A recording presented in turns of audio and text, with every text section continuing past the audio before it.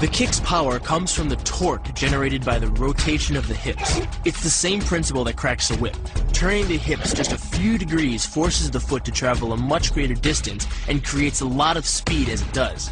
The longer the leg and quicker the rotation, the faster the kick. And unlike karate, Muay Thai fighters are also taught to strike with the hard bone of the shin. A Muay Thai kick can generate roughly the same force as a baseball bat, enough to crack a rib. It works like a point of a knife. All the force is magnified by being concentrated in a small, hard area. Even if the elbow doesn't deliver a knockout, it will almost always leave a nasty cut, and often getting in close neutralizes the opponent's weapon advantage. Then, in the clinch, we bring the power of the knee to bear. Unlike the kick, which relies on rotation to create power, the knee gets its power from leverage. Pulling our opponent down as we drive the knee up can deliver up to 2.5 tons of force, enough to lift a car. It's not the arms, but the legs that drive this. Like a piston, the explosive power of the legs is capable of generating hundreds of pounds of force, all to a very vulnerable area, the soft underside of the opponent's jaw. Like the Hanuman move, the flying knee relies on the explosive power of the legs. But rather than spread the power of our blow over two fists, it concentrates it into the spear point of the knee and combines it with the force of gravity. It's the equivalent of hitting our opponent in the chest with a sledgehammer. It works on a concept called the couple. Basically, it's two levers linked at a single fulcrum, the elbow lock. And it doubles the foot-pounds of torque you can generate when compared to a single-arm lock. There's more than enough force to flip an opponent to the mat or dislocate his elbow. Using the twisting motion of the torso to drive the strike, the business end of the hardwood fighting stick can quickly accelerate to more than 25 miles per hour. On contact with the skull, the energy is enough to cause a depressed fracture. It's the same injury-producing force as being hit in the temple by a hammer. Mali relies on something called a flexion moment imparted to the neck to do damage. An average man's neck can withstand about a 140 foot-pound flexion moment. Beyond that, soft tissue and even vertebrae can be crushed. By bringing your weight down fast, this move could easily deliver twice that amount of force. And it wouldn't just end a fight. It could leave your opponent paralyzed or dead. Close, the opponent's neck is exposed. But because of the close range, the hand doesn't generate a huge amount of force. It's enough to stun, but probably not enough to cause severe injury. But replace the hand with a weapon, a stick or a knife, as you would in combat, and this could become a kill shot. The kick's power comes from the snap of the knee. The snap is created when the quadricep, the largest muscle in the body, contracts and pulls the tendon connecting to the foot over the knee. Using the knee as a pulley, the strength of the quad is enough to accelerate your foot to speeds close to 30 miles per hour. Because the area of impact is focused on a small part of the foot, it magnifies the force of the blow, making it capable of dropping 1,000 pounds of force on your head. It's like getting whacked in the head with a Louisville Slugger. Works by taking the opponent's blow at an angle, which deflects the energy of the blow away from the vulnerable torso. The harder you block, the further his blow will be deflected, and the more open he'll be to a counter strike. Rotating your fist 180 degrees right before it strikes the intended target. The twisting snap of the arm maximizes the speed of the punch and magnifies the force of the blow by concentrating the impact on the first two knuckles of your hand. Done correctly, it can deliver as much energy as a bowling ball dropped from the top of a house, more than enough to cause soft tissue damage or break a rib. Because it swings through such a wide arc, the wrist is moving at speeds of up to 43 miles per hour. And since the radius doesn't deflect or compress nearly as much as a fist, it can deliver a staggering blow, like being hit with an axe hammer. This roundhouse kick is designed for maximum impact. With the powerful muscles of the thigh yanking the tendon over the knee, the foot accelerates from 0 to 21 miles per hour in just 1/3 of a second. Combine that with the reinforced shoe, and this kick can drive the nose bone back up into the brain. It's aimed at the largest gland in the human body, the liver. A direct hit won't just bring an opponent down. It can rupture the gland, causing severe internal bleeding. But the liver is well protected by the rib cage, so the kick must be accurate to within half an inch. In this move, the forward propulsion of the hips, combined with the piston motion of the lower leg, can send well over 700 pounds of force directly through the rigid bone of the heel. This impact won't just knock an opponent down. The force is enough to permanently damage his kneecap, leading with the near arm. The first jab travels the shortest distance to the opponent, so what it lacks in force, it makes up for in speed. The second punch, utilizing both the twist of the shoulders and the forward momentum of the kick, can carry over 4 times as much impact. And just a few hundred pounds of force to the temple is enough to cause a knockout. This move uses the same principle as a throw in judo, off-balancing your opponent and then using his momentum to send him down. But it's much more aggressive. The sweep here is actually a strike to one of the most sensitive areas of the body, the Achilles tendon. The Achilles tendon. The throw works just like a crowbar, where your leg is the lever and your hip is the fulcrum. The trick is positioning your body in just the right place. If you're just an inch off the placement of your thigh and hip, the amount of energy needed to throw an opponent can more than double. But performed correctly, Uchimata requires almost no energy, yet it can deliver up to 5,000 pounds of force. If it weren't for the mat, a throw like Uchimata would be enough to cause serious injury or even paralysis. You use the strength of your legs to maintain your dominant position while you secure the choke. Just a few pounds of pressure on the collar of his gi is enough to reduce the blood flow to the brain to a trickle and end the match. Hold this move for 10 seconds and the fighter will black out. Hold it just a bit longer and he's dead.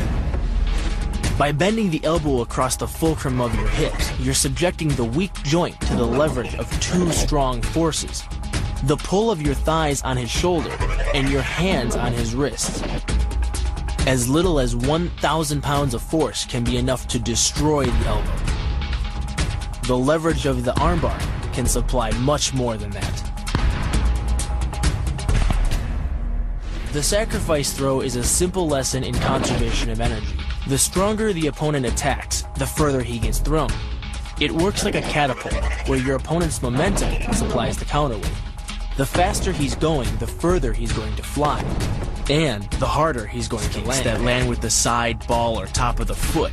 The gastrizin uses the heel to deliver the blow. This alignment of the heel, ankle, lower leg complex channels some 2,000 pounds of force into the opponent. More than enough to break a baseball bat. The higher you can lift your opponent in this move, the faster he'll hit the ground.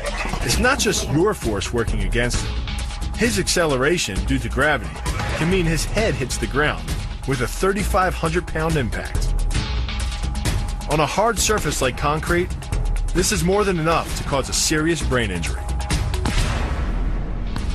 First, the opponent's arm works as the lever to optimize your control. Second, your own back serves as a pivot point for the throw. The strength and stability of your back allows you to throw a much heavier opponent than in a move that requires you to lift him. This move uses your opponent's arm as a lever working against him. The greater the torque on his shoulder, the greater the pain inflicted. And exceeding the joint's normal range of motion causes more than just pain. The soft tissue, muscles, and the bone can all be seriously damaged by this pressure. The goal of this lock is to stretch the tendons at the top of the foot to the breaking point. The strongest tendons have a tensile force threshold of just over 400 pounds. Applying any more pressure than that can tear the tendons from their base or snap them in two. Because you don't have time to cock your arm in a surprise attack, bursting's effectiveness doesn't come from the rotational power of the torso. Instead, it's driven by the legs, which hurl you forward into your opponent. Both the block and the strike land with 300 pounds of force, more than enough to collapse the windpipe or fracture the delicate bones of the face. Doing the 360 defense requires you keep your body in motion at all times, using your arms to defend different angles of attack. The key is keeping your arms at an oblique angle with your hands open and straight so that you don't take any blows straight on. Each is deflected down the angle of your forearm, which reduces its impact. Your opponent is relying on his grip strength and outstretched arms to maintain the choke. The strength of your back and shoulder muscles is greater than the applied force of your opponent's hold, so it doesn't take much to break his grip. And the closer your hands are to your own neck, the greater the leverage. The disarm is basically a judo wrist lock and uses many of the same principles. By pulling your attacker forward as you turn, he loses his balance, giving you control of his wrist. The barrel of the gun then becomes a lever, allowing you to take the gun. Because you are using the muscles of your torso, which can deliver up to 10 times more force than the muscles of the wrist, the disarm works against an opponent who is much stronger than you. Actually an elbow strike from another martial art, Muay Thai. But because the metal doesn't deform on impact, like human bone, every ounce of power is channeled directly into your opponent's face. With the twisting motion of the torso generating the force, and the stiff metal of the M16 providing the impact, it's enough to shatter a cheekbone or break a jaw. The combined momentum of your forward step, the twist of your torso, and the swing of the rifle, the butt stroke can strike your opponent at over 18 miles per hour, carrying well over 550 pounds of force. That's enough to drive a 16-penny nail through nearly 2 inches of pressure-treated wood. Add a follow-up slash and thrust with a bayonet, and the butt stroke becomes a real killer. But the real damage from the knee bar doesn't come from gravity. It comes from leverage. Once the knee is locked, your hips act like a fulcrum, and his leg acts like a lever, multiplying any force you apply. So even though the ligaments and tendons around the knee can sustain 1,700 newtons of force, the knee bar can load a lot more than that, enough to completely destroy the joint. Pushes his opponent at a location above the center of mass, while using his sweeping leg to create a tripping point, which is below his opponent's center of mass. Once the loss of stability has occurred, gravity does the work, and the damage. On the ground and on his back, your opponent is now vulnerable to any number of finishing strikes. Much like a nutcracker, your forearm and biceps apply pressure to your opponent's carotid arteries. Located on either side of the trachea, these two arteries are the only way to get blood to the brain. It can take less pressure than squeezing an orange to stop the flow of blood to the arteries. And with no blood flow, the brain shuts down almost instantly. Fight over. Control of your opponent's leg, you turn his hip into a pivot point. And there are two forces being imparted about the pivot point, one by the arm above and one by the sweep below. These forces act as a couple, resulting in your opponent's rotation that slams him right to the deck. And given the speed of rotation and the force of gravity, that impact could cause permanent injury. The key to the double is to hit your opponent below his rib cage, which knocks him off his center of gravity. Wrapping your arms around his legs prevents him from regaining it. Your forward momentum, coupled with the upward thrust of your hips, gets your opponent airborne.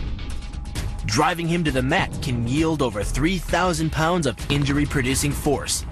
That's like dropping a 20-pound bag of cement off a 9-foot ladder onto someone's chest. The key to the sprawl is sliding your legs backward, while leaning in and locking your hips at the same time. This forces your opponent's center of mass beyond its stability zone. Coupled with the downward thrust of your forearms, he's now supporting your entire upper body with the back of his neck and head, which leaves him face down on the mat, vulnerable to any number of attacks. The power of this move comes from the spin. Like the wrecking ball at the end of a demolition crane, the power is generated by the rotation of the body. In conjunction with the snap of the knee, the foot achieves a velocity of nearly 30 miles per hour.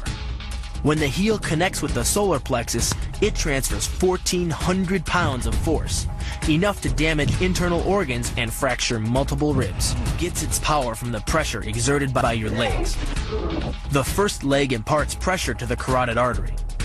The second leg, working in conjunction with your arms, optimizes that pressure, transforming you into a human vice grip.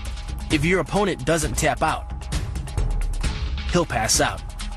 Much longer and permanent brain damage can ensue. Is a combination of two levers.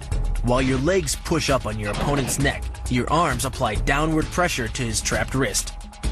The opposing forces turn the elbow into an ad hoc fulcrum point. The armbar can result in a complete destruction of the elbow's articulating structures. The move is difficult but devastating. There's no opposing object to push against, so all the energy of the move must come from the momentum of the leap and the acceleration of the kick. The snapping motion of the lower leg functions much like a coiled spring. When unleashed, the kick reaches impact speeds of 20 miles per hour and delivers up to 400 pounds of force to the opponent's chest. The key to this synergy of speed and power is punch technique, punch location, and punch frequency. With your elbows tucked in behind your fist, the energy of each punch is maximized. And because the punch is delivered to your opponent's core along a center line, the more directly that force is transmitted to his body. The effect is similar to that of continually slamming a battering ram against a door. No matter how strong, it can only sustain so many blows before it collapses. This kick is all about speed. The further the foot travels, the greater its acceleration, and the more dangerous a weapon it becomes. Powered by the muscles of the hip flexor and the quadriceps, by the time your foot reaches your opponent's throat, it's traveling nearly 40 miles per hour. That type of speed yields over 1,000 pounds of force, enough to puncture the Adam's apple and crush your windpipe.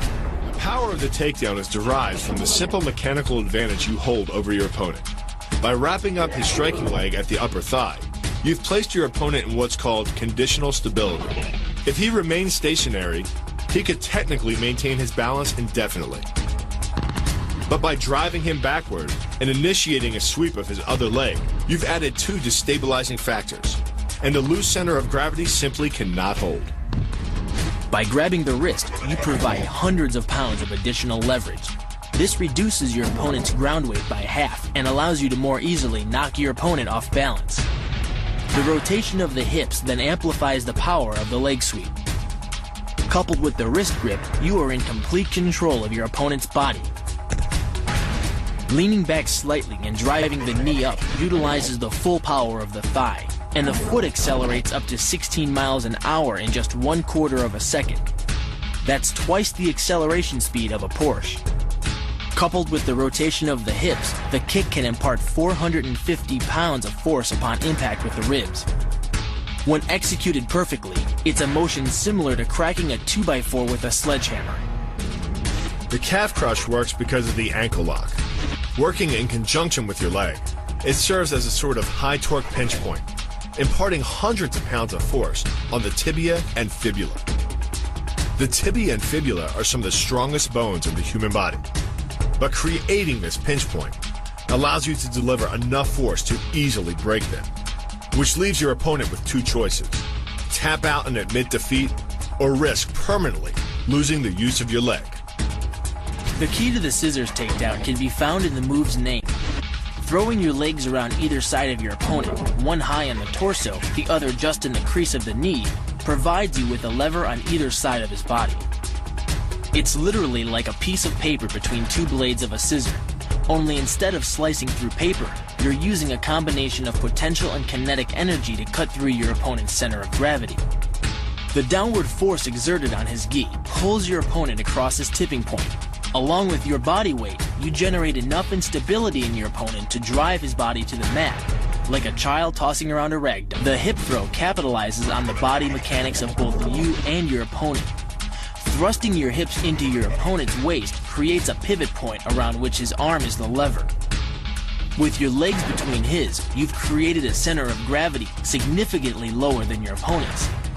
This imparts maximum instability and helps you maintain control while throwing him over your hip. The throw, coupled with the downward force of gravity, generates a speed of 8 miles per hour, which can create more injury-producing impact energy than The throw, coupled with the downward force of gravity, generates a speed of 8 miles per hour, which can create more injury-producing impact energy than falling down a small flight of stairs. This move is kick speed and kick placement. Powered by the rotation of the hips and the strongest muscles in the body, the quadriceps, at the point of contact, the kick is traveling 25 miles per hour and can impart 550 pounds of force. The wider the foot travels from the center of its axis, the more speed and power it picks up. more than enough to cause a knockout or concussion. Delivered to the neck, it can fracture the cervical vertebrae. The rotation of the torso is the basis for the strike's power.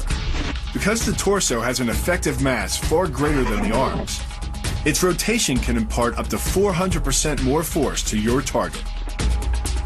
And the last-minute rotation of the wrist can magnify that force even more. These alternating points of leverage are the basis for the move. Locking the hands high behind the shoulder blades puts you in control of your opponent's center of mass, which in turn negatively affects his conditional stability. Dropping the hands behind the lower back and driving your chin into the chest further disturbs his center of mass and makes resistance from this position nearly impossible.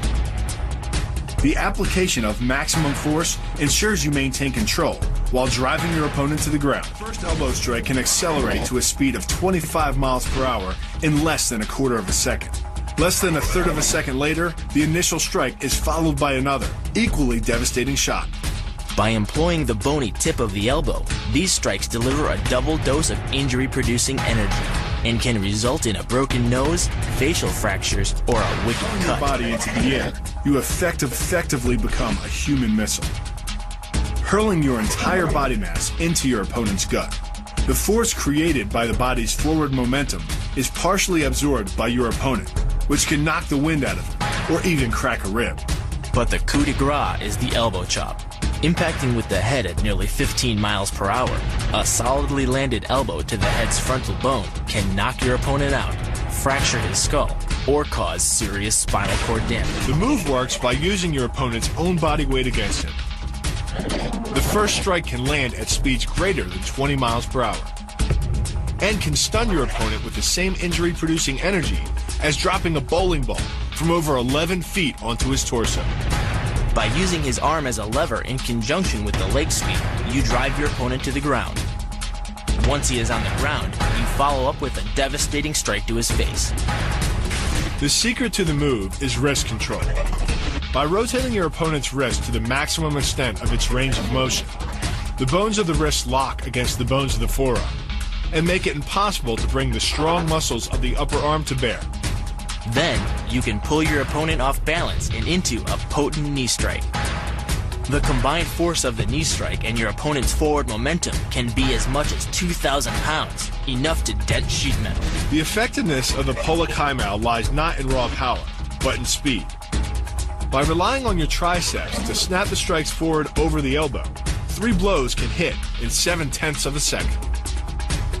The final impact of the strike to your opponent's face can deliver as much as 175 watts of power, more than enough power to stun him or crush the cartilage of his nose. You then add insult to injury, firing one last shot into one of the most sensitive regions of the body, the groin. Pulling off the move relies on 2 factors. The first is to combine the block and the strike into a single action. This reduces the time your opponent has to respond to just 1/10 of a second. But the real focus is to aim your strike at the throat. Because as little as 76 pounds of force can collapse the larynx, the strike doesn't need to deliver a lot of force to be deadly. One blow like this, and the fight is over. The hyperextension of the elbow, created by pulling back on the locked arm, virtually ensures that he will be taken down. The knee strike to the wrist dislodges the knife and further loads the elbow and shoulder. The technique can easily result in damage to the elbow joint, the tendons of the rotator cuff, or even a broken arm. The key to this move is turning your opponent's lower arm into a lever. By grabbing his arm during the initial attack, you set up the lever such that direct loading to his elbow joint is achieved. Once the elbow is locked and loaded, you can pull a much heavier opponent off balance by simply lowering your center of weight. With practice, the ninja can hit his intended target from distances as great as 45 feet. At impact, that's more powerful than a Major League Baseball This move pitch. is more about timing and precision than power. Instead of hacking through the limb, the first strike imparts an injury just a few inches below the elbow. The sword's razor-sharp blade easily slices through the soft tissue of the attacker's arm. This opens up his defense and provides the ninja a clean opportunity to deliver the kill stroke, a powerful shot to the top of his head. The tornado kick is a study in controlled chaos. A quick spin confuses your opponent. Then one knee is thrust into the air, launching your entire body high enough to fire a powerful kick. The momentum generated by your body weight rotating freely, combined with a powerful hip thrust, creates a devastating blow of over 700 pounds of force upon impact. More than enough to permanently damage the hyaline cartilage that protects the larynx and spinal cord. What makes this combo so effective is the momentum behind it. Powered by the running start and the most powerful muscles in the body, the quadriceps, the initial kick lands at 15 miles per hour. The second kick creates 3 times the injury-producing energy as the first, delivering over 650 pounds of force. That's like taking a shot from a sledgehammer to the face. More than enough to score a knockout and rearrange some facial features. The axe kick draws its power differently than most kicks. Once your foot reaches the apex above your opponent's head, your body's momentum, combined with the ease of downward acceleration due to gravity, can reach speeds over 20 miles per hour. That's enough to generate more than 550 pounds of force at the point of impact, easily breaking the nose or shattering the clavicle.